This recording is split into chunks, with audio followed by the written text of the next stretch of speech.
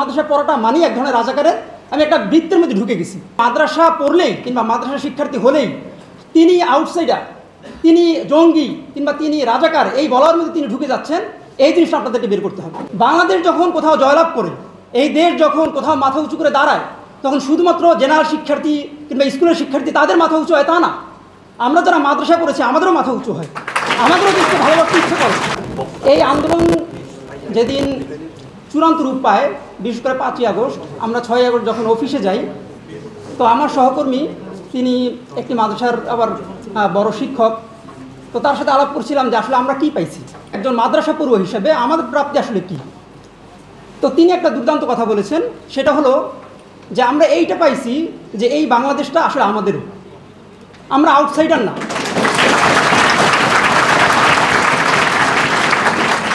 এবং সিরিয়াসলি বলছি, এই ভোগান্তিটা, এই বেদনাটা এটা আমাদের মধ্যে ছিল।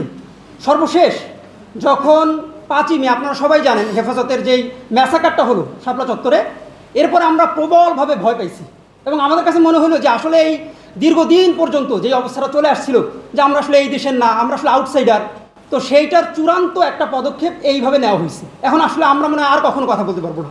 আমি যখন বাসে দৌড় দিয়ে উঠি, কাউকে বললাম যে ভাই ব্যাগটা একটু ধরেন, আমি একটু বাসে উঠতেছি, তো সে ব্যাগ ধরে না। কেন? বলে যে ভাই এটার মধ্যে বোমা আছে নাকি। সিরিয়াসলি, এটাকে আপনারা দেখেন নাই এখানে যারা আছেন?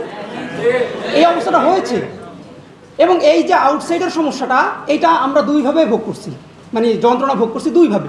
একটা হলো ইন্টারনাল, যেগুলো ধরেন আমরা বের হয়েছি যে টুপি দাড়ি আছে কিংবা মাথায় একটা ব্যাজ পরে আমরা বের হইলাম কোনো একটা স্বাধীনতা দিবসে কিংবা বিজয় দিবসের মধ্যে, তো বের হয়ে ফার্ম গেটে গেছি, সেখানে দেখি যে নৌবাহিনীর লোকজন তারা সানাই বাজিয়ে দেশাত্মবোধক গান গাচ্ছে, তো আমরা সেখানে দাঁড়াইছি, তো লোকজন অবাক যে হুজুর মানুষ সেখানে দাঁড়াইছি।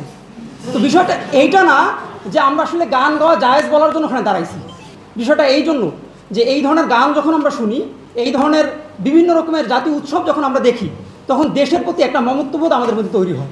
বাংলাদেশ যখন কোথাও জয়লাভ করে, এই দেশ যখন কোথাও মাথা উঁচু করে দাঁড়ায়, তখন শুধুমাত্র জেনারেল শিক্ষার্থী কিংবা স্কুলের শিক্ষার্থী তাদের মাথা উঁচু হয় তা না, আমরা যারা মাদ্রাসায় পড়েছি আমাদেরও মাথা উঁচু হয়, আমাদেরও দেশকে ভালোবাসতে ইচ্ছে করে।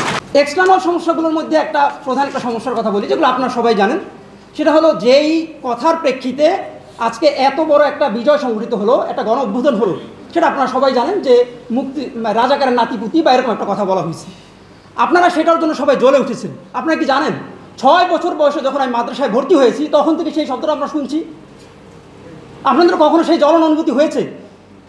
এবং প্রতিটা মাদ্রাসা শিক্ষার্থী, নট ইসলামপন্থী কিংবা কোনো দল, কোনো কিছু না, আপনাদের যে ন্যারেটিভ এখানের মধ্যে ছিল, বিশেষ করে বাংলাদেশের প্রগতিশীল ধারার যেই সমস্ত ন্যারেটিভ আপনারা তৈরি করেছেন, সেই ন্যারেটিভের উপর দাঁড়ায় প্রতিটা মাদ্রাসা শিক্ষার্থী আমার পরিবার মুক্তিযোদ্ধা কিনা, আমার পরিবারের বাবা দাদা তারা যুদ্ধে গিয়েছেন কিনা, কিংবা যুদ্ধের পরে তারা কারা কারা সরবরাহ হয়ে গিয়েছেন, এই সমস্ত ব্যাপার স্যাপার না।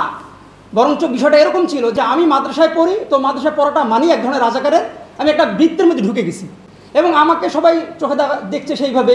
আপনারা অনেকেই জানেন হয়তো, মুস্তাফা সরোয়ার ফারুকের একটা বিখ্যাত নাটকও আছে, এমন দেশটি কোথাও খুঁজে পাবেন তুমি, এরকম যে একটা মাদ্রাসার ছেলে তাকে কেউ খেলতে নিচ্ছে না, কারণ সে রাজাকারের ছেলে কিনা বা ইত্যাদি ইত্যাদি, এই অবস্থাগুলো ছিল। এবং এই ঘটনাগুলো দীর্ঘদিন পর্যন্ত ঘটছে, আমরা কথা বলতে পারিনি। বহুদিন পরে একবার শাকির হোসেন শিবলি নামক একজন লেখক, তিনি আলেম মুক্তিযোদ্ধার খোঁজে এই নামে যুগান্তরে একটা ধারাবাহিক লেখা শুরু করছেন। শেষ পর্যন্ত তাকে যুগান্তরে চাকরি খোয়াইতে হয়েছে, যে আলেমরা আবার মুক্তিযোদ্ধা হয় নাকি। আর জঙ্গি যে টার্মটা, যেটা আপনারা সেটা খুব ভালো করে জানেন, আমরা যদি মানে খুবই স্বাভাবিকভাবে যদি এই যে বাংলা একাডেমিতে বইমেলা আমরা আসতাম কখনো, আমাদেরকে সবার থেকে বেশি চেক করা হইতো। এই যে এখনকার প্রগতিশীল ধারার যারা আছেন, অনেকেই দেখা গেছেন যে আমরা যদি কোথাও মানে একটু জমায়েত হইতাম, তারা ফোন করে পুলিশকে বলে দিতেন যে না এদেরকে ধরে নিয়ে যাও। আমাদের বন্ধুদের মধ্যে অনেকে শুধু এইভাবেই তারা অ্যারেস্ট হয়েছে। দুইটা শিক্ষা ব্যবস্থার মধ্যে বাইনারি করার যে ফল কি হয়, কি বৈষম্য হয়, এটা দারুণভাবে আমরা ভোগ করছি এবং এই যন্ত্রণাটা দীর্ঘদিন পর্যন্ত আমরা সহ্য করছি। সুতরাং আপনারা যদি এই বৈষম্যহীন শিক্ষা ব্যবস্থা চান, প্রথম অবস্থার মধ্যে এইটা দূর করতে হবে যে মাদ্রাসা পড়লেই কিংবা মাদ্রাসা শিক্ষার্থী হলেই তিনি আউটসাইডার, তিনি জঙ্গি কিংবা তিনি রাজাকার এই বলার মধ্যে তিনি ঢুকে যাচ্ছেন, এই জিনিসটা আপনাদেরকে বের করতে হবে।